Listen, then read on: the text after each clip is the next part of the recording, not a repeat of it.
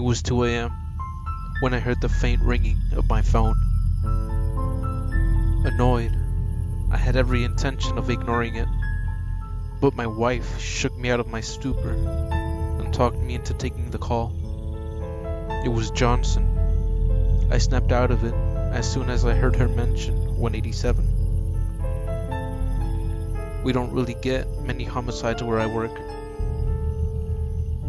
Even when we do, they're almost always related to robberies, or to an especially bad bout of familial violence.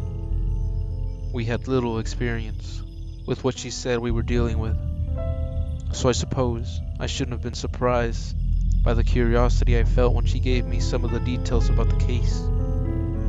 4 people dead. A family. Neighbors called it in after hearing gunshots coming from the house. Who snapped? I asked as I was putting on my pants. We expected it to be the father, but I honestly don't know now that I'm looking at the scene. Listen, some weird shit happened here, so drag your ass down here as soon as you can. I had to have broken a law or two, what with the way I was driving. If it wasn't for the yellow tape circling around the premises, and a downright astonishing number of cops milling about, the Campbell residence would have looked perfectly serene. It was a proud patriot household through and through, with a decently trimmed lawn, a stunningly white facade, and the American flag hanging high above the front door. Johnson snuck up on me as I was getting my stuff out of the car. The first thing she did was to offer me a coffee, and it was a good thing too, because I'd probably have had a brain aneurysm otherwise. As I said, it was a family of 4. Father was a decorated war veteran, retired just half a year ago, struggling with PTSD, but seeing a shrink. Kids loved him, his wife also. We're trying to reach a therapist to see if she knows anything. Outside was freezing, and my trench coat did jack shit against the elements. Listen, Johnson, you can fill me in inside, yeah? She stepped out in front of me, just as I reached out to open the door. I've gotta warn you, it's bad. I scoffed and nudged her out of my way and charged right on in. Christ almighty. Bad didn't quite encapsulate just how far south things had gone for the Campbells. I grabbed my head in disbelief, completely forgetting that I was blocking the doorway.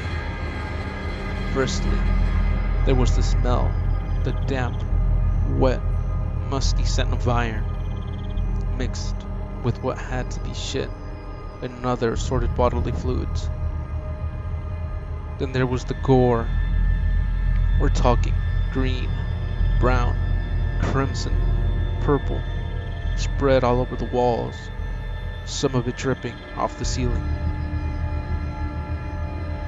Holy hell, what is this bullshit? I did warn you, said Johnson with a snark.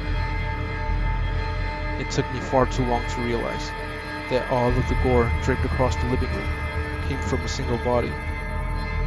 That what had to be a girl, judging by the scraps of scalp sticking to the carpet. 12 years of age, according to my partner. She was eviscerated, through and through, from what I could tell. No internal organs had been present in the body whatsoever.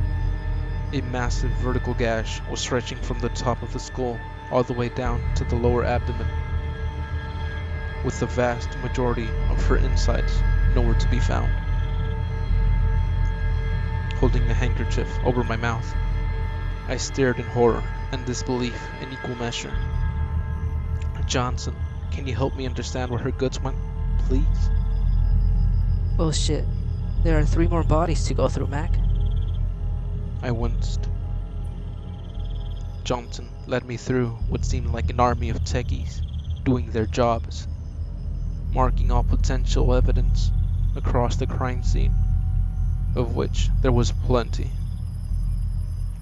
There was a lump of vomit stuck in my throat, though I couldn't let anyone know that a grizzled detective such as myself didn't have the stomach for violence.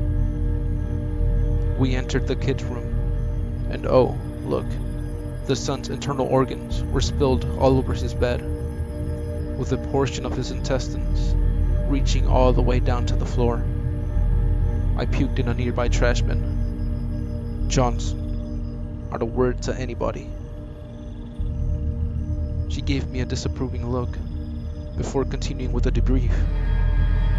Right. This was the son. 7 years old. Notice anything interesting?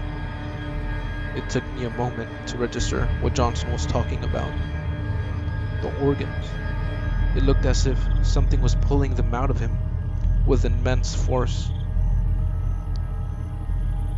Were they disemboweled? I think so. Yeah. But look at the wound. Another vertical tear. What could possibly cause that? Whoever did this was done with the daughter before he moved on to the son. They just didn't get the time to finish, huh? Johnson nodded, showing me to the parents' room. We walked slowly, mostly because we really didn't want to know what was inside. The trail of viscera led there as well, and I dreaded seeing what caused all that mess. Come on, Mac. Let's get this over with. I took a hesitant step into the room. You know, if you were retelling all of this to me, I wouldn't believe you. No fucking way, I said to my partner. We finally found where the girl's insides were, tangled with those of her mother in a sizable ball of various organs and strange strand-looking things that was just sitting in the middle of the bed. I could make out small bits of brain and what looked to be lungs, or maybe kidneys, judging by the color. It was all holding together quite impressively, though I couldn't quite put my finger on how it did that. The wife was down on the floor, gutted vertically, just like the kids. But this body had some of the bones missing as well. The ribs, to be exact, which can be found on the other side of the room, protruding from the husband in directions I couldn't even think were possible. What is this, Johnson? How the hell did all of this happen? She pointed towards a handgun laying on the floor next to the husband, and then to the holes just behind the wife. It was a M1911, 45, and the guy managed to empty the magazine into his wife before dying of severe puncture wounds. But there was something else. On the wall behind the wife's corpse was a strange, viscous fluid, black in color, but with an odd shimmer. Well, that's a clue if I've ever seen one. Let's have techies analyze that. And can someone untangle the guts, please? The guys moved in and resumed their work, while me and Johnson went to the precinct to unwind for a bit. It was about 4 a.m. when the bodies were finally transported to the coroner's office, where further analysis could be made. By the early afternoon, we could already come up with a somewhat reliable timeline, seeing as how this case got everyone riled up and willing to help. It was at the top of everyone's to-do list pile, because nothing quite makes people productive like excessive violence does. We knew that the cops breached the Campbell's residence approximately 8 minutes after the 911 call was made. The initial theory was that the man had gone mad, committed triple homicide, and then started desecrating the bodies, somehow moving the remains all over the place. However, that didn't make all that much sense, seeing as how the evidence said that the entrails were rushed through the house at an immense speed. Additionally, how the hell could he have killed himself using his wife's ribs while simultaneously firing his gun at her? Things didn't add up, and there's more. The suspect's M1911 was loaded with a standard 7-round mag. Another empty magazine was found, which meant that he must have reloaded after killing everybody off. And here's the math. 6 shots were fired at his wife after the execution had already taken place. Fresh mag, with 1 round still present in the barrel. There were 6 casings scattered around his body, which matched the rest of the info. 2 shots got lodged in his wife, while 2 punched straight through into the wall. An additional one was present in her frontal lobe from the execution. However, 2 of the fired shots were nowhere to be found. And then there's the ball of guts. The incredibly crude yet precise vertical gashes and the tiny black filament tissue analysis had proven to be spread all over the place. Plus, the odd-looking fluid we found, sticking to the wall like a splatter of some sort. None of the crew could tell what those are, short of them being biological in origin.